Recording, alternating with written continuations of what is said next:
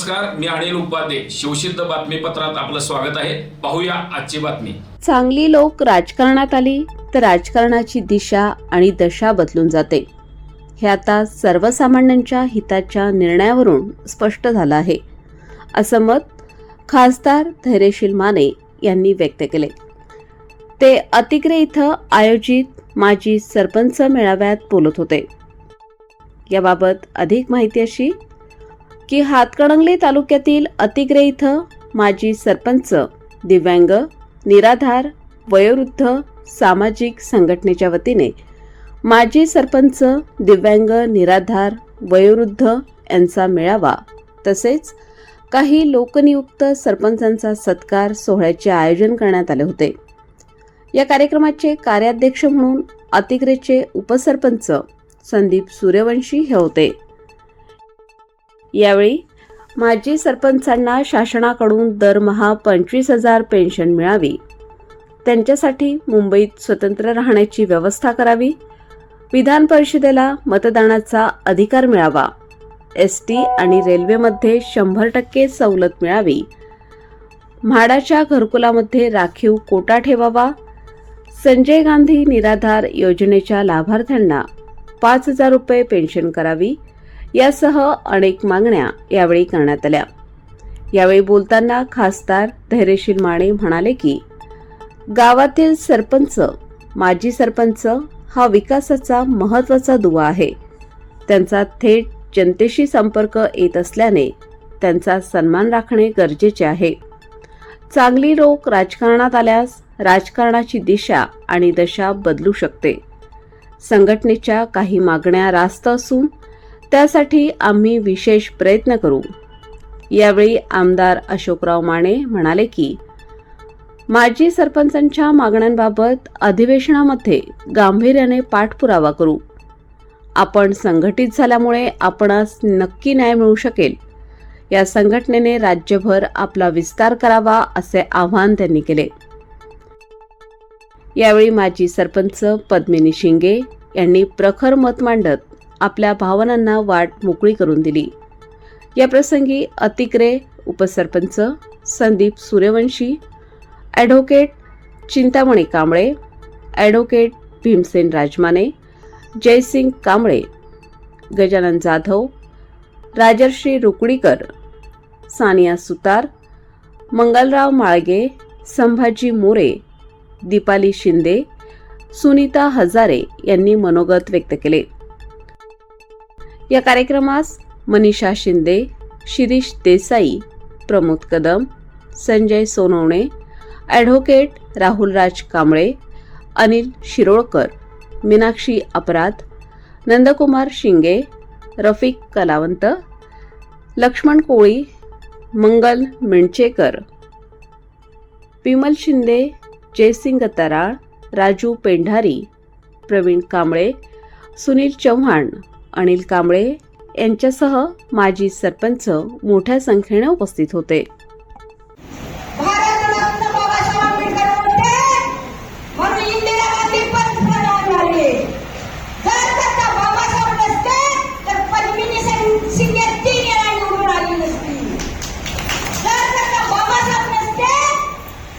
इंदिरा गांधी पंतप्रधान झाली नसती, लक्षात धरा.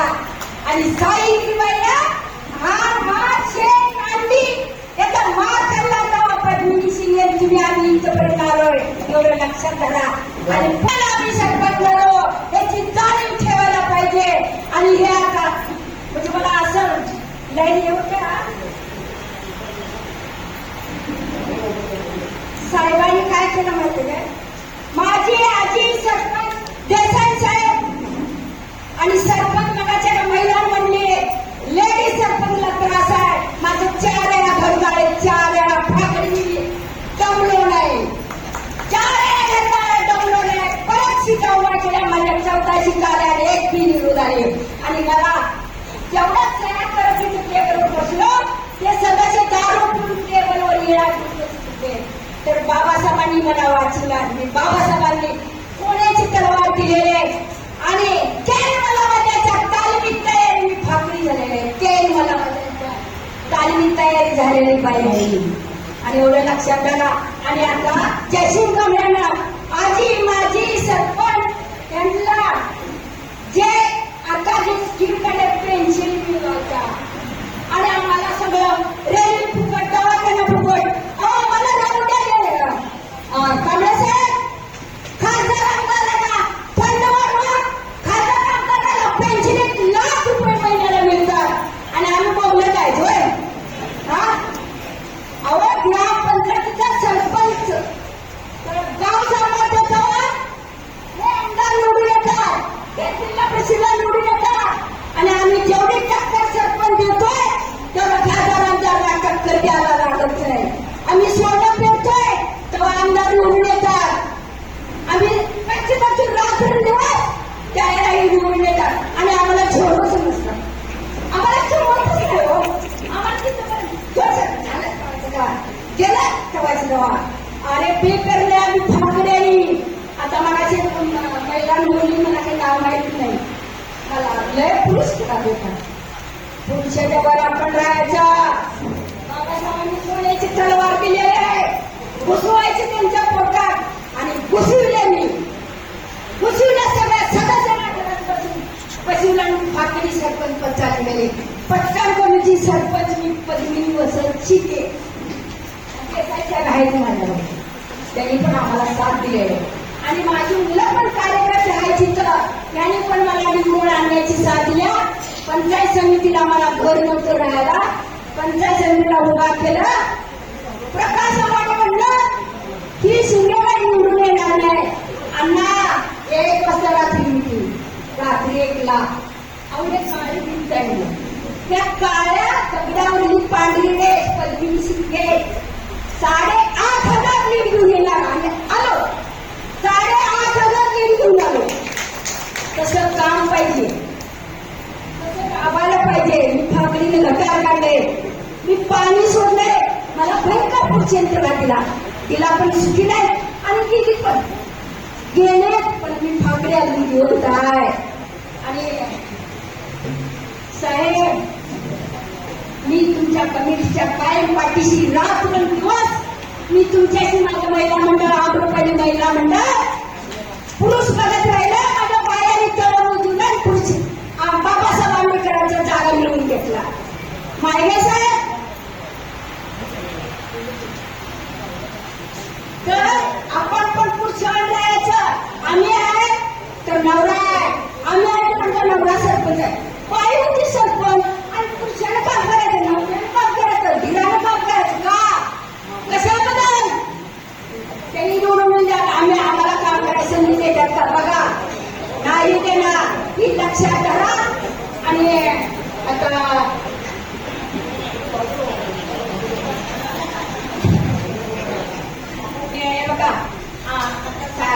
साहेबांना आता आमची लाडकी देते आमच्या भागात निवडून आलेले आमदार खासदार आणि त्याने आम्हाला चांगलं मार्गदर्शन लाडक्या बहिणीच्या मागे लागल्या आणि आम्ही सरपंच बघून जातो काय लाडकी बहिणीचं पण दर्शन आम्ही करणार नाही का आमच्यात लक्ष देणार आहे की नाही द्यायला पाहिजे हे आम्ही गावाच्या गाडावरला गाडी ओढली आणि तुम्हाला निवडून दिला आम्ही काम केल्याशिवाय तुम्ही निवडून येणार नाही आणि आम्ही जर काम केलं तर तुम्ही आम्ही नाही काम केलं तुम्ही निवडून येणार नाही पण अण्णा असू दे दादा असू दे आणि कुणी असू द्या आणि माने साहेब असू दे माने साहेब आले नाही येणार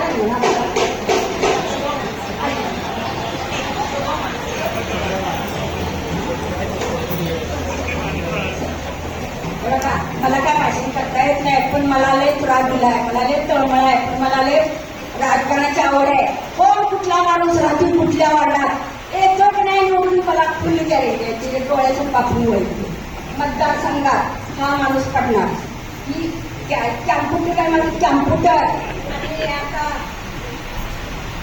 ते मला त्यांच्या तालीमीची तयार झालेली बाई आहे आणि साहित्य माझ्याबरोबर कामाला होते तर त्यांनी आम्ही चळवळ केलेलं आहे 272 तीस आहेत माझ्यावर 272 आहेत बरं आम्ही यांच्या कायम पाठीशी राहणार मंत्राला जरा लक्ष द्या आणि आम्हाला त्यांची मिळून आम्हाला झोरो झोरो दिवस आहे झोरो गावावरून तुम्हाला हजार आमदार करून आम्हाला कोण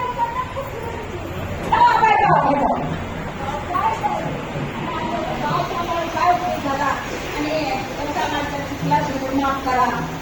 जय हिंद, जय भारत, जय भीम. भारतरत्न डॉक्टर बाबासाहेब आंबेडकरांनी जे इंडियन कॉन्स्टिट्यूशन लिहिलं आहे त्याचं प्रियंबल मी आता इंग्लिश शब्दामध्ये म्हणून दाखवणार आहे.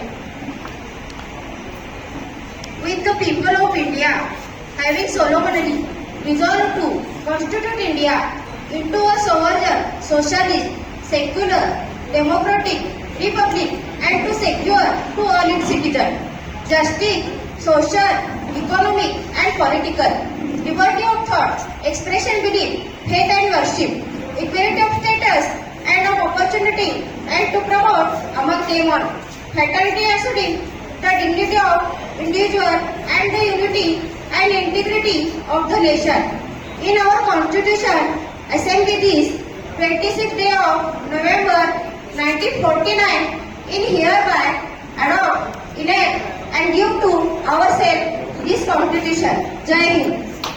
माजी सरपंच या हातकणंगले तालुक्यातले जे माजी सरपंच आहेत त्या सरपंचाची संघटना त्यांनी स्थापन करून त्या सरपंचांना न्याय देण्यासाठी त्यांच्या न्याय मागण्याला हक्क मिळवून देण्यासाठी त्यांनी आज हा इथं मेळावा आयोजित केलेला आहे. मेळाव्याला बराचसा दूर झालेला आहे. मी सर्वांची माफी मागतो. मलाही वेळ झाला, कोल्हापूरला एक छान असलेलं कार्यक्रम आणि त्यामुळे मला थोडा वेळ लावला. तथापि आपण सर्वजण एवढ्या मोठ्या प्रमाणावरती जमलेलो आहात. माझी सरपंच हे अतिशय महत्त्वाचं आहे. त्यामुळे तुमचं मी मनपूर्वक स्वागत करतो. परमपूज्य डॉक्टर बाबासाहेब आंबेडकर, छत्रपती शाहू महाराज, महात्मा ज्योतिबा फुले, सावित्रीबाई फुले यांना मानवंदन अर्पित करतो. आपण सर्व या देशाचे नागरिक आहात. या भागातले कर्तव्यगार आणि समाजासाठी काम करणारे तुम्ही माजी सरपंच आहात. माजी सरपंच म्हणून तुम्ही आपल्या गावची सेवा केलेलीच आहे. परंतु तेव्हापासून जेव्हा तुम्ही माजी सरपंच झाला, सरपंच पद गेल्यानंतर देखील आज तागायत तुम्ही समाजाच्या विविध प्रश्नासाठी झगडताय, विविध प्रश्नासाठी तुम्ही काम करताय, लोकांना मदत करण्याचा प्रयत्न करताय. सामाजिक तळ तुमच्या अंगी आहे आणि म्हणून तुम्हाला मला अतिशय आनंद वाटतो की आज ही संघटना करण्याचं काम जयसिंग कांबळे करतायत. आणि ह्या तालुक्यात त्यांनी सांगितलेलं आहे की राज्याची संघटना जबरदस्त तयार करूया आणि राज्य शासनाने आपल्या मागण्या मान्य कराव्या लागतील. आणि त्यासाठी खरंच चळवळ चांगली आहे. आज आपला तालुका तयार झाला, उद्या दुसरा तालुका तयार होईल अशी ही ज्योत पेटत राज्यापर्यंत जाईल. आणि म्हणून ज्या ताकदीनं या बाबासाहेब आंबेडकरांनी आम्हाला ती ताकद दिली, जी आम्हाला लोकशाही दिली, जी आम्हाला घटना दिली, जे आम्हाला अधिकार दिले, जो आम्हाला सन्मान दिला, त्या अधिकाराला, त्या सन्मानाला धरून आपण त्या मागण्या करतोय आणि त्या मागण्या सरकारला मान्यच करावं. करणं असं नाही, परंतु आपण संघशक्ती दाखवल्याशिवाय, आपण ताकद दाखवल्याशिवाय आम्ही त्या भांडल्याशिवाय आपल्याला काय मिळणार नाही. आणि म्हणून ती भांडणं गरज आहे. आज जयसिंग कांबळे ज्या पैशानं बोलले, ज्या ताकदीनं बोलले, त्या ताकदीनं आपण सगळ्यांना उभं राहणं गरजेचं आहे. आज या कार्यक्रमासाठी आपले मंगळम साहेब आहेत, आपले नेते शक्तीपणानं, सर्व शक्तीपणानं तुम्ही आंदोलन केलं जयसिंग कांबळे साहेब आणि तुमच्यावर कुठेही लागत नाही. आम्हाला जर पक्ष जातो, आम्हाला आमच्या ज्या सामाजिक चळवळीचे काम करणारे कार्यकर्ते आहेत, जे माजी सरपंच आहेत, त्यांनी समाजाच्या चळवळीसाठी जे काम केलेलं आहे त्या कामासाठी त्यांना मदत होणं आणि त्याचा हक्क आहे तो हक्क मिळवणं ही काळाची गरज आहे. परवाच विधानसभेमध्ये आपल्या दिव्यांग बांधवांना 2,500 रुपये पेन्शन करावं म्हणून मी विधानसभेमध्ये विषय मांडला होता. फार देशावर जोरात मांडला आणि राज्य शासनाचा विषय मंजूर केलेला. आपल्या दिव्यांग बांधवाला आता 2,500 रुपयाची पेन्शन लागू जाते. त्याचबरोबर 60,000 रुपये तुम्ही त्याचा उत्पन्नाची मर्यादा करा असं मी आवाज उठवला. आपण 1 लाखची मागणी केलेली आहे, तर नक्कीच 60,000ची उत्पन्न मर्यादा वाढणार. 100% सरकारने त्याचबरोबर आत्ता परवाच कालच मामलदार साहेबांची माझं बोलणं झालं की दिव्यांग जे असतील, जेवढे असतील 2 महिन्याच्या तुम्हाला जागा द्यायला जातो. मामलदार आमचं परवा दिव्यांग शिष्टमंडळ आमचा ह्याचा होता ऋतू हे नाही यांचा हे आपले उपाध्ये हेरलेचे उपाध्ये आणि सर्व मंडळी हेरल्याचं शिष्टमंडळ मानवराव साहेबांना भेटलो. मानवराव साहेब म्हणाले की दिव्यांगांना जागा द्यायचं घर बांधायचं आमच्या गावामध्ये, तुम्ही आम्हाला यादी द्या, जे लोक बसतील पाच होतील तर तात्काळ आम्ही मदत करायला तयार. म्हणजे ज्या ज्या मागण्या तुमच्या आहेत त्या बऱ्याचशा मागण्या मान्य होण्यात होते. आज मी विधानसभेत आवाज उठवणार आहे. ही एक चांगली तुमची मागणी आहे की जे माजी सरपंच असतील, आत्ताचे सरपंच असतील, मुंबईला ज्या वेळेला कामाला जातात त्यांनी राहायची फार मोठी अडचण होती. आज आमच्या आमदारांवर खाती विनंती वगैरे आम्हाला काय राहिलेल्या, परंतु राज्य शासनाने असं तुमची मागणी योग्य आहे की एखादा खारघर असेल किंवा मुंबईच्या आसपास अशा 2-4 इमारती बांधल्या गेस्ट हाऊस टाईप, ही माजी सरपंच असतील आणि आजी सरपंच असतील मुंबईच्या मंत्रालयाच्या कामासाठी किंवा मुंबईमधल्या सात्विक कामासाठी येण्यासाठी त्यांना ती गेस्ट हाऊस टाईप अगदी कमी पैशामध्ये किंवा मोफत त्यांना राहायची व्यवस्था करावी, अशा पद्धतीची तुमची विनंती आणि मागणी ही अतिशय लागते. आणि त्यासाठी येत्या विधानसभेमध्ये मी विधानसभेमध्ये तो विषय मांडतो आणि विधानसभेमध्ये तर अनेक आमदारांना खासदारांना घरी दिली, अनेक लोकांना व्यवस्था केलेली आहे, अनेक लोकांना मुंबईमध्ये राहायची व्यवस्था केलेली आहे. परंतु तुमची ही मागणी एवढी चांगली आहे की आजी माझी हे गरीब कार्यकर्ते असतात, त्यांनी येणे जायला कसे करतात, तिथे राहायचं कुठं, तेव्हा ते सामाजिक चळवळीचं काम करायची इच्छा असते. आणि म्हणून अशा लोकांना राहण्याची व्यवस्था सरकारने केली पाहिजे की ते स्वतःसाठी येत नाही, ते समाजाच्या कामात घेऊन येत असतात, समाजाची चळवळीमध्ये काम करायला कार्यरत असतात. त्या कार्यकर्त्यांना सन्मानाने येणं जाणं यासाठी राज्य शासनाने त्यामध्ये गेस्ट हाऊस तयार करावे छोटे छोटे आणि त्या पद्धतीने त्यांना राहण्याची व्यवस्था करावी. अशा पद्धतीचा विजय आम्ही येत्या अधिवेशनामध्ये जे नागपूर अधिवेशन होणार आहे त्या नागपूरच्या अधिवेशनामध्ये त्याचा आम्ही आवाज होतो. आज पेन्शन तुम्ही छोट्या गावाला 5,000 रुपये म्हणजे पेन्शन आहे आपलं मानधन, सरपंच मानधन मला वाटतं छोट्या गावात 5,000 3,000 आणि मोठ्या गावात 5,000. तर त्या मानाने देखील ते त्यांचे हे मानधन मिळालं पाहिजे, नंतर पेन्शनही मिळालं पाहिजे. ही देखील आम्ही शासनाच्या विधानसभेमध्ये त्याच्याबद्दल देखील आपण प्रश्न मांडू. तर शेवटी आज आमदार खासदारांना जेवढी पेन्शन मिळते किंवा पगार मिळतो त्या मानाने सदस्य ग्रामपंचायत, आज ही ग्रामपंचायत देशाचे पंतप्रधान आणि गावचे सरपंच ही अतिशय महत्वाची गोष्ट आहे. लोकशाही या देशामध्ये परमपूज्य डॉक्टर बाबासाहेब आंबेडकरांनी ह्या घटनेच्या माध्यमातून देशाच्या पंतप्रधान जेवढे अधिकार आहेत तेव्हा ग्रामपंचायतच्या सरपंच. आज ग्रामपंचायतचे सरपंच म्हणजे हा घटक आहे, गावाचा पाया आहे. गावाचा सर्वसामान्य लोकांचं काम करावं सरपंचाची फार मोठी गरज आहे. आणि मग त्या अनुषंगानं आपल्याला या सरपंचांना ताकद देण्यासाठी, शक्ती देण्यासाठी आज आम्ही विविध योजना सरकार राबवत आहे. आज आपल्याला 15 वित्त गाव असेल, 16 वित्त गाव असेल, पूर्वी पैसे आपल्याला केंद्रातून जिल्हा मुंबईला यायचे, मुंबईतून पुण्याला यायचे, पुण्यातून जिल्हा परिषदेचे ग्रामपंचायत यायचे होते, किती पैसे मिळाले जातात. आज डायरेक्ट पैसे ग्रामपंचायत येतात. ही योजना आपल्या पंतप्रधानांनी राबवली आणि म्हणून राज्य शासन खेडेगावातल्या प्रत्येक गावाला सक्षम करण्यासाठी त्याला मागितली मदत करण्याचं काम आता करते. याच्यापूर्वी आमदार खासदार फंड फार कमी असायचे, तर आज तुमच्या गावचा प्रत्येक गावात विकास व्हावा म्हणून आज मोठ्या पण निधी येत चाललेला आहे. गेल्या वेळेस जर जास्त आला, आता तुमचं मागच्या महिन्याहून कमी आला तथापि येणार आहे. प्रत्येक गावामध्ये आपला विकास करायचा आहे, प्रत्येक गावाला आपल्याला मदत करायची आहे. आणि म्हणून तुम्ही सर्वजण यासाठी जे काम करता, कष्ट करता, राबता, त्यासाठी जे काय करण्याची गरज आहे ते करण्याचा आम्ही आमदार म्हणून प्रयत्न करणार.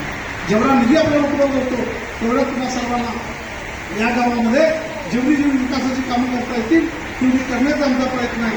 आणि म्हणून आज तुम्ही या चळवळीच्या माध्यमातून आज माजी सरपंचाचा एक मेळावा किंवा माजी सरपंचाची संघटना आज मला वाटतं राज्यात कुठं असेल असं म्हणले होते. पहिल्यांदा तुम्ही केलेला आहे, आपल्या हातून पहिला केलेलं आहे, तर ह्याचं जाळं महाराष्ट्रभर व्हावं जयश्री कांबळे साहेब सर्वांना त्या ठिकाणी जातं. आजींना तर आता तुम्ही त्याच्यानंतर म्हणजे ज्यांचं आता भाषण ऐकलं ते आजी आहेत, काही लोक माझे आहेत. राजकारणात माझी झाला की त्याला कैलासवासी लावल्यासारखं आहे, तो आहे काय आणि नाही काय. दुर्दैव आहे असं, राजकारण हा एकमेव असं प्रोफेशन आहे. एकदा डॉक्टर झाला तर आयुष्यभरासाठी डॉक्टर, एकदा फौजदार झाला तर आयुष्यभरासाठी जोपर्यंत रिटायर होत नाही तोपर्यंत फौजदार, जोपर्यंत वकील झाला तर जोपर्यंत रिटायर होत नाही तोपर्यंत 5 वर्षानंतर जर तुम्ही पडला तर घरातली सुद्धा म्हणतात की माझी आहे. साहेब, लोकप्रतिनिधीचं दुखणं फार वेगळं आहे आणि तो एक लोकप्रतिनिधीच जाणू शकतो. मी इथं असणाऱ्यांपैकी आदरणीय मंगलरावजी माळगे साहेब असतील, माने साहेब, या ठिकाणी मनीषाजी शिंदे, आणि आज अनेक लोकांना एकमेकाशी भेटल्यानंतर, अनेक लोकांना अनेक दिवसानं सन्मानानं एकत्र येण्याची संधी या ठिकाणी ह्या व्यासपीठानं दिली. आजीची आरती सगळीच ओळखतात. माझी झाला की तिची सावली सुद्धा तिची सावली सोडून जाते. आणि मग तशा माणसांना जयसिंगराव एकत्र करणं आणि त्यांना हात मारणं आणि त्यांचा सन्मान करणं, आणि ज्यावेळी सैन्यामधला एखादा माणूस माजी होतो, युद्ध चालू होतं, प्रसंग येतो, त्यावेळी माजीला सुद्धा आजी म्हणून बोलवलं जातं आणि परत सैन्यामध्ये भरती केलं जातं. राजकारणातला कधीच माजी होत नाही. त्याला संधी मिळाली नाही तर काही वेळा थांबतो, संधी मिळाली की परत ऍक्सिलरेट करतो. संधी अभावी काही लोक या ठिकाणी स्पर्धेमधनं बाजूला जातात. मी या ठिकाणी मुद्दा म्हणून सांगेन, याच तालुक्यानं लोकशाहीची शिखरं पाहिलेली आहे. देशाच्या राज्यघटनेवर ज्यांची स्वाक्षरी होते ते देशभक्त रत्नाप्पा कुंभार हे आपल्या जिल्ह्यातले त्या ठिकाणी, ज्यांनी घटना लिहिली बाबासाहेब आंबेडकर साहेब, त्याच्यावर स्वाक्षरी असण्याचा सन्मान आपल्या एका भूमिपुत्राला, स्वातंत्र्यवीराला मिळाला आणि त्यांनी त्या ठिकाणी काम केलं. मला अभिमान आहे की मी ज्या कुटुंबामध्ये जन्माला आलो ते कुटुंब ग्रामपंचायत सदस्य म्हणून मानेसाहेबांनी स्वतःच्या कारकिर्दीची सुरुवात केली. एका छोट्याशा गावचा ग्रामपंचायत सदस्य, त्याच गावचा उपसरपंच, सरपंच, तालुक्याचा पंचायत समिती सदस्य, उपसभापती, सभापती, जिल्हा परिषदेचा सदस्य, जिल्हा परिषदेचा शिक्षण सभापती, जिल्हा परिषदेचा उपाध्यक्ष आणि 5 वेळेचा लोकसभेचा खासदार म्हणून त्या ठिकाणी त्यांनी जी कारकिर्दी मिळवली, ही निव्वळ जनतेच्या जीवावर. कुठला साखर कारखाना अजूनही नाही आमचा, ना कुठली सूतगिरणी आहे, ना दूध संघ आहे. एक माणूस ज्यावेळी आपलं आयुष्य दुसऱ्यासाठी व्यतीत करायचं ठरवतो त्यावेळी समर्पित भावनेनं त्या ठिकाणी तो पुढे जात राहतो आणि कसल्याही पद्धतीची वादळं आडवी आली तर त्याचं पाठीमागं या ठिकाणी वळून पाहत नाही. त्यांच्या पुण्याईनं 3ऱ्या पिढीपर्यंत मानेसाहेब आम्हाला या ठिकाणी ही धुरा लोकशाहीची आपल्याला या ठिकाणी सांभाळता आली. हे लोकांनी दिलेलं प्रेम हे एका माणसाच्या कर्तृत्वावर तयार झालं. एक गावचा सरपंच काय करू शकतो, एक गावचा लोकप्रतिनिधी काय करू शकतो. बाबासाहेबांनी जे शस्त्र, मगाशी शिंदे काकू जे बोलत होत्या पोटतिडकीला, मला बादे साहेबांची इलेक्शन त्या ठिकाणी मला आठवते. कुणालाही वाटलं नव्हतं लाल बावटा येईल त्या काळात, पण त्या काळात सुद्धा लाल बावट्याचा उदय सामान्य माणसाने घडवला. मानेसाहेबांचा त्यावेळेचा आता मी रोल सांगत नाही, पण निश्चितच मानेसाहेब प्रतिकूल परिस्थितीमध्ये सुद्धा आपला स्वाभिमान न सोडणारा नेता त्या ठिकाणी. आणि म्हणून आज सुद्धा काम करत असताना आमच्या समोर अनेक प्रसंग येतात. असं वाटत असतं लांबून डोंगर साजरा असतो की नाही, तसा सदस्याला वाटत असते सरपंचाचं लय भारी चाललं, सरपंचाला वाटत असते पंचायत समिती सदस्य भारी आहे, सदस्याला पंचायत समितीच्या वाटत जिल्हा परिषदेचा लय भारी आहे, आमदाराला वाटतंय खासदार लय भारी आहे, आणि वर असतोय त्याला जो खासदाराला जर विचार केली ते म्हणतोय सरपंच सगळ्यात भारी आहे. काम करत असताना सगळा जो निधी येतो तो सेंट्रल गव्हर्नमेंटचा असू दे किंवा स्टेट गव्हर्नमेंटचा असू दे, आता गाव केंद्रित निधी यायला लागला आणि त्याचे सहीचे अधिकार सरपंचाला आणि ग्रामसेवकाला आहे. ज्यावेळी या ठिकाणी सरपंच म्हणून लोकप्रतिनिधी म्हणून तुम्ही निवडून जाता त्यावेळी निव्वळ तुम्ही त्या एका विश्वस्त बॉडीचे प्रमुख असत नाही. आता जनतेतनं निवडून आलेला सरपंच तयार झाला, संपूर्ण गावानं त्याच्यावर विश्वास टाकला आणि गावाचा प्रतिनिधी म्हणून त्या ठिकाणी तो काम करू लागला. ज्यानं मतदान टाकलंय त्याचाही तो प्रतिनिधी आहे, ज्याने विरोधात टाकलंय त्याचाही तो प्रतिनिधी आहे, आणि जो मताचा अधिकारी ज्या लहान मुलांना मिळालेला नाही त्याचाही तो प्रतिनिधी आहे. त्याला न्याय देताना सर्वांना समान द्यावा लागतो. लोकप्रतिनिधीला फक्त एक धर्म माहिती असतो, तो म्हणजे राजधर्म. ज्याला राजधर्माचं पालन करता आलंय तोच राष्ट्रधर्माकडे त्या ठिकाणी पुढे जातो. आणि निश्चितच आज खऱ्या अर्थानं तुमच्यासारख्या लोकप्रतिनिधींच्यामुळं कोल्हापूर जिल्ह्यातला हातकणंगले तालुका हा सर्वात अग्रेसर असणारा विकासात्मक आणि रचनात्मक कामातला त्या ठिकाणी तालुका आहे. निश्चितच मी सुद्धा माझ्या राजकीय जीवनाची सुरुवात ग्रामपंचायत सदस्य म्हणून केली.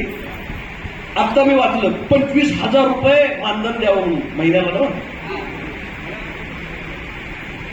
मी ग्रामपंचायत सदस्य झालो बापू, मला मानधन 25 रुपये होतं. 25 रुपये. सरपंचाला आता किती आहे? 400 रुपये होते त्यावेळी आणि आम्हाला 25 रुपये होतात. आणि आमचा सरपंच नंदू शिंदे आहे का इथं? हा, तिथं आहे नंदू सबका बंधू म्हणून आम्ही त्याला निवडून आणला. आणि तो सरपंच, मी त्याच्या बॉडीतला सदस्य.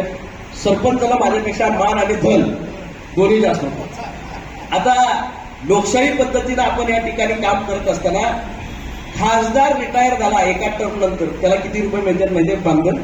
25,000 रुपये. रिटायर झाला तर 25,000 रुपये मानधन हे ठरलेलं आहे. आपल्याला वाटतं की हे सगळं चांगलं व्हावं. आज खरंच मलाही या ठिकाणी जाणवतो की सरपंचाला फिरत असताना माझे सरपंच, लोकांच्या अपेक्षा त्या ठिकाणी लोकशाहीमध्ये आपल्याकडनं या ठिकाणी वाढलेल्या आहेत. गावामध्ये एका बॉडीत जर समजा 17 लोकांची बॉडी असते तर आम्ही पुढारी काय करतोय, प्रत्येकाला एक संधी मिळावी म्हणून मागं सरपंचाची खिरापत केली. आणि मग प्रत्येक वेळा दर 6 महिन्याला एक सरपंच. मग मानधन किती द्यायला लागेल एका गावात? आपण मागणी योग्य केलेली आहे, फक्त रक्कम जरा जास्त झाली. रकमेत आपण वकील साहेब जरा आपण त्याचा राऊंड आहे, तर आता सगळ्यांनी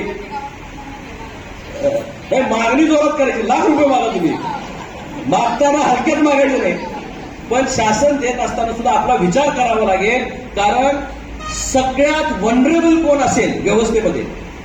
साहेब, डॉक्टर आयुष्यभर डॉक्टर राहतो, त्याला व्यवसाय करण्याची संधी आहे. एखादा माणूस राजकारणामधनं या ठिकाणी बाजूला झाला, त्यानं किती वर्षे राजकारणात घातले म्हणून त्याच्या घराकडे बघायला कोणी येत नाही. त्याचं फिक्स डिपॉझिट म्हणजे घंटाच. आणि दुर्दैवानं मी सांगतो, पूर्वीच्या पिढीतले काही पुढारी सक्सेस रेट, जर तुम्ही एखादा IAS अधिकारी बघितला तर 10-15 लाख लोक बसत असतील त्या परीक्षेला. आणि त्यातले वर्षाला 400 लोक या ठिकाणी IAS अधिकारी म्हणून उत्तीर्ण होत असतील 125 कोटीच्या जनतेमध्ये. आमच्या इथे तो IAS अधिकारी झाला की तो जोपर्यंत रिटायर होत नाही तोपर्यंत IAS किंवा IPS राहतो. आमच्याकडे सक्सेस रेट बघितला, एका वॉर्डामध्ये 10 उमेदवार उभा राहतात, त्यातला एक निवडून येतोय. बाकीच्यांचं काय झालेलं असते पुढे विचारत नाही. तुमच्या वॉर्डात जर तुम्ही त्या ठिकाणी जर महाराष्ट्राचा विचार केला, 1 नंबर आणि 2 नंबरचा उमेदवार कोण आहे माहिती असते. बाकी 10 कोण उभारल्या त्यांची नावं सुद्धा नंतर आठवत नाहीत. पण त्यांनी सुद्धा सदस्य होण्यासाठी तितकीच ताकद लावलेली असते, तितकेच पैसे खर्च केले असतात, तितके श्रम घेतलेले असतात, तितकीच यंत्रणा लावलेली असती, पण यशस्वी एकटाच होतो. नैराश्य जर कसल्या प्रोफेशनमध्ये सगळ्यात जास्त येत असेल तर माडगे साहेब राजकारणामध्ये. आणि पिढी तुम्ही कुठल्याही शाळेमध्ये जा आणि त्यांना विचारा, किती जणांना डॉक्टर व्हायचंय, इंजिनियर व्हायचंय, वकील व्हायचंय, पोलीस फोर्समध्ये जायचंय. आपल्या घरातल्या मुलांना विचारा, ती सगळ्यामध्ये हात वर करतील. कुणाला विचारलं तू सरपंच होशील काय? आपल्या घरातलं पोर सुद्धा तुम्ही सरपंच असताना मी काय राजकारणात येणार नाही म्हणतो. तुम्ही केला ठीक आहे, पण मी काय राजकारणात येणार नाही. राजकारण हे चांगल्या माणसांसाठीच आहे. मगाशी त्या शिंदे काकू बोलत होत्या ना, लोकशाहीमध्ये तशा महिला जोपर्यंत घडत नाहीत, आमदार खासदाराची सुद्धा कान धरण्याची ताकद लोकशाहीमध्ये या ठिकाणी बाबासाहेब आंबेडकरांनी आपल्याला दिली आहे. आम्ही कोण पंख लावलेली माणसं नाही, आम्ही तुमच्यातच तयार झालेले लोकप्रतिनिधी आहोत आणि लोकांच्या प्रती आमची बांधिलकी आहे. आमचं उत्तरदायित्व लोकांच्या प्रती आहे.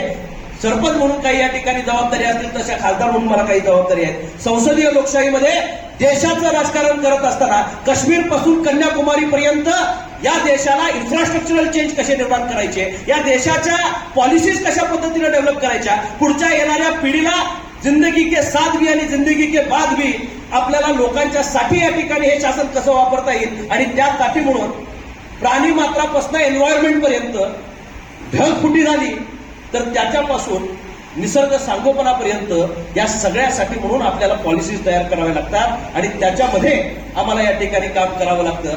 आज मगाशी शिंदे काकू बोलल्या, मी आमच्या सरपंचाला मुद्दा म्हणून सांगितलं तुम्ही इंग्रजीमध्ये ते फ्री अँगल वाचून दाखवा. बाबासाहेबांनी आपल्याला एम्पॉवर केलं. एक शस्त्र असं हा देशाचे तुकडे होतील स्वतंत्र झाल्यानंतर देश असं लोक म्हणा लागली इंग्रज सोडून गेले, पण त्यांनी म्हटलं की नाही, या देशामध्ये इतके जातीवाद आहेत, प्रांतवाद आहेत, भाषावाद आहेत, या देशात कधीही एकत्रपणे नांदणं होऊ शकत नाही, हे एकमेकाच्यात भांडतील आणि या राष्ट्रामध्ये अनेक राष्ट्र तयार होतील. पण या सगळ्या देशाला जर एकसंघ ठेवायचं काम कुणी केलं असेल तर ते कुठल्या नेत्यानं केलं नाही, तर ते बाबासाहेब आंबेडकरांनी निर्माण केलेल्या संविधानानं. त्या संविधानाच्या चौकटीमध्ये हा देश आणला आणि प्रांतवाद, भाषावाद आणि असणाऱ्या प्रत्येक वादावरचं उत्तर त्यांनी त्या ठिकाणी संविधानामध्ये हुडकून ठेवलं आणि प्रत्येक माणसाला समान जगण्याचा अधिकार बाबासाहेबांनी त्या ठिकाणी दिला. आणि म्हणूनच बाळासाहेब मानेंसारखा एक शून्यातनं माणूस ग्रामपंचायत सदस्य ते लोकसभेपर्यंत जाऊ शकला. ही आता धनदांडग्यांची प्रॉपर्टी राहिली नाही. राजा का बेटा राजा नहीं बनेगा, जो काबिल है वही बनेगा. ती काबिलियत आपण सिद्ध करता आली तर निश्चितपणे कोणतंही क्षितिज गाठणं या ठिकाणी अडचणीचं नाही. आता जसे काकू बोलल्या तशा एक लोकसभेमध्ये मागच्या वेळी माझ्याबरोबर काम करणाऱ्या एक पटनाईक म्हणून मंत्री आहेत, बिजू पटनाईक, त्यांच्या मंत्रिमंडळामध्ये ते काम करणारे एक महिला मुख्यमंत्री होते आणि त्यांच्या पक्षाची एक महिला त्या ठिकाणी काम करायची. तसंच लुगडं घातलेली, एवढं मोठं कपडाला कुंकू, वय वर्ष 82, लोकसभेचे खासदार, लिहिता वाचता येत नाही, अंगठेबद्दल, आणि ती बाई आमच्या बरोबर आमच्यापेक्षा तडफेनं बोलायची. आम्ही तिला विचारलं, काकू तुम्ही कसं काय एवढं तयार करा? तर तिनं सांगितलं की बचत गटाच्या चळवळीमध्ये मी काम करते आणि महिलांच्या हक्कासाठी वाटत होते. मला माझ्याकडे पैसे मला मोजता सुद्धा येत नाही म्हटले. बायकाच सगळा हिशोब ठेवतात. फक्त माझं एवढंच भांडवल आहे म्हटले की माझ्या बचत गटाच्या 4 लाख सभासद आहेत. एका बाईनं 4 लाख सभासद केल्यावर काय खासदार राहील?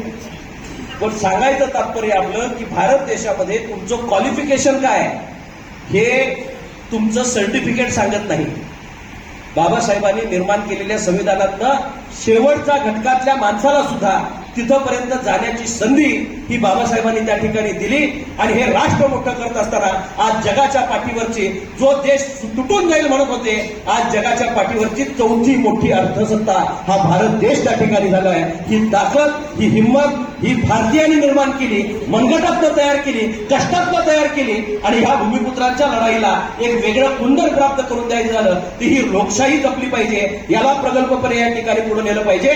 नवी पिढी या ठिकाणी राजकारणामध्ये येत असताना, जुन्यांचा आदर्श डोळ्यासमोर घेत असताना काय आदर्श आपण ठेवलाय याचंही विवेचन झालं पाहिजे. सरपंच म्हणून मी कारकीर्द कशी राबवली. गजाननराव जाधव या ठिकाणी कितव्यांदा सरपंच झालाय गजाननराव? 3ऱ्यांदा. आणि किती वेळा निवडून आलाय? 6 वेळा निवडून आलाय. नंदू शिंगे किती वेळा निवडून आलता? 6.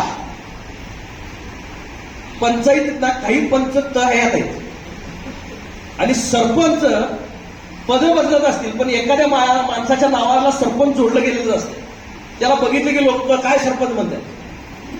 तुम्ही माजी जरी झाला असला कुणी तरी ते काम तुम्ही त्या काळात केलंय, आयुष्यभरासाठी ते पद तुम्ही तुमच्या पाठीशी लावून घेतलं. काही लोक पदाला प्रतिष्ठा प्राप्त करतात आणि काही लोक पदाला प्रतिष्ठा प्राप्त करून देतात. तुम्ही लोकांनी पदाला प्रतिष्ठा प्राप्त करून दिली ती निश्चितच काय काम केलं होतं त्या माणसानं तसं काम व्हावं अशी अपेक्षा त्या ठिकाणी व्यक्त केली जाते. निश्चितच माझी अशी अपेक्षा आहे, इथं असणारा माणूस आपण नैराश्यात जायचं कारण नाही. उद्याच्या जिल्हा परिषदा, पंचायत समित्या, परत ग्रामपंचायती हे चक्र त्या ठिकाणी चालत राहणार आहे. लोकशाहीचा स्तंभ म्हणून काम करत असताना कायम स्वरूपी दिलेलं हे कुणासाठीच ताम्रपत्र नाही. चांगल्या माणसाला आणखी चांगल्या माणसानं बदललं तर लोकशाही प्रगल्भ होती, पण चांगल्या माणसाची बदल जर चुकीच्या माणसानं झाली तर त्याची अधोगती सुद्धा होती. चांगली माणसं निवडायची झाली तर चांगली माणसं सुद्धा राजकारणात आली पाहिजेत. आणि माझा अशी अपेक्षा आहे की तुम्ही सुद्धा एक या निमित्तानं दिव्यांगांच्यासाठी काम करायचं ठरवलंय, निराधारांच्यासाठी काम करायचं ठरवलंय, वयोवृद्धांच्यासाठी काम करायचं ठरवलंय. मी जयसिंग कांबळेंचं काम जवळनं त्या ठिकाणी पाहतोय. या सगळ्या घटकांसाठी धडपडणारा, झगडणारा एक कार्यकर्ता जयसिंगरावांच्या रूपानं त्या ठिकाणी मी पाहिलाय. तालुक्यातल्या अनेक सदस्यांशी त्या ठिकाणी माझा संवाद येतो. महिला सदस्य अतिशय अग्रेसिव्हली भावी बोलतात, समजून घेतात, विषयाची मांडणी चांगली करतात. त्यांना संधी, मगाशी ती काकू म्हणाली नवऱ्यालाच का सांगायला पाहिजे, खरं आहे ते. इकडे वर या संधी बघ.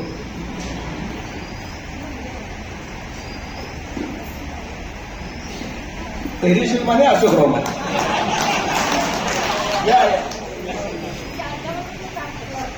बघा, हे 3 पिढ्याबरोबर काम केलेली आमची माऊली आहे. पण मी बोलताना त्यांच्यातला आत्मविश्वास पाहिला. कशी मला माझ्या साहेबांनी माणसं तयार केली, शड्डू मारून माझी मावशी बोलली आणि लोकांना पर्यंत आपलं प्रबोधन करण्याचा प्रयत्न केला. ही माणसं 95 सालपासून आणि कोण ताकद देईल म्हणून वाट बघत बसत नाही, पॅनल स्वतः लावते. कोण तिकीट देत नाही म्हणून वाट बघत बसत नाही, झगडा स्वतः उभा करते आणि लोक आशीर्वाद उभे करतात. तुम्ही ज्यावेळी लोकांच्या कामामध्ये या ठिकाणी काम करताय त्यावेळी लोकशाही आणखी प्रगल्भ होती. एक शिंदे इथं आहे आणि एक शिंदे तिथं आहे. आमच्याकडे पण शिंदे येतच आहे, पण शिंदेच्याकडं जरा तुमच्याकडे जास्त लक्ष आहे. शिंदे आहे ना, शिंगे नंदू शेंगेचे शिंगे. पण निश्चितच कामात जी माणसं उभी राहतात, मी त्या माऊलीला का बोलवून घेतलं तर तिच्यातला आत्मविश्वास हा ताराराणीच्या जिल्ह्यातल्या महिलांना शोभून दिसतो. त्याने अशा पद्धतीनं पुढे जावं याच्यासाठी म्हणून खऱ्या अर्थानं हे बाबासाहेब आंबेडकरांनी हे जे संविधान लिहिलं ते सगळ्या दिनदुबळ्यांसाठी लिहिलं, माझ्या माता भगिनींसाठी दिलं. आणि मला अभिमान वाटतो की शिंगे कापूर सारख्या लोकप्रतिनिधी खालच्या लेवलला त्या ठिकाणी काम करतात. गावात काम करायचं झालं तर खासदार येऊन करू शकत नाही, आमदार येऊन करू शकत नाही, त्याला ग्रामपंचायत सदस्यच लागतो, त्याला तिथला लागणारा सरपंचच लागतो. कारण आमदार खासदार हे पॉलिसी तयार करत असतात. शेवटी गावगाड्यामध्ये काम करणाऱ्या प्रत्येक अडचणीला पहिला माणूस तुमच्याकडे येतो, तुमच्यापाशी त्याची अडचण सांगतो आणि तुम्ही त्याची कळवळ समजून घेऊन त्याचा पाठपुरावा केल्यानंतर फार धडपडीनं त्या ठिकाणी ते केलं जातं. निश्चितपणे ज्या आज मागण्या तुम्ही या ठिकाणी टाकून केलेल्या आहेत त्याच्यामध्ये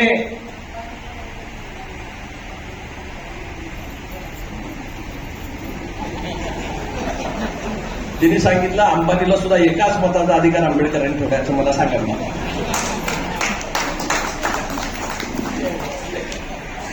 ज्यावेळी लोकशाही तयार झाली त्यावेळी मल्टी पार्टी सिस्टीम त्या ठिकाणी झाली आणि त्यामध्ये बाबासाहेबांच्या समोर आता फ्रेश प्रेसिडेंट तयार झाला की काही लोकांनी असा डायलॉग मांडला की साहेब जे अशिक्षित आहेत त्यांना काय कळतंय, त्यांना मताचा अधिकार दिला तर खऱ्या अर्थानं लोकशाही दुबळी होईल. आज बाबासाहेबांनी त्यावेळी ठरवलं, त्यावेळी म्हणले नाही तुम्हाला एक काळ येईल आणि त्या काळच उत्तर देईल. सगळ्यात अशिक्षित असणारा माणूसच देशातल्या योग्य माणसाची निवड करण्यासाठी त्याचे हात बळकट करण्यासाठी योग्य मतदान करेल. आणि तेच दिवस आज आपण बघतोय की सर्वसामान्य माणूस, श्रीमंतांनी लोकशाही टिकवलेली नाही, गोरगरिबांनी लोकशाही टिकवली.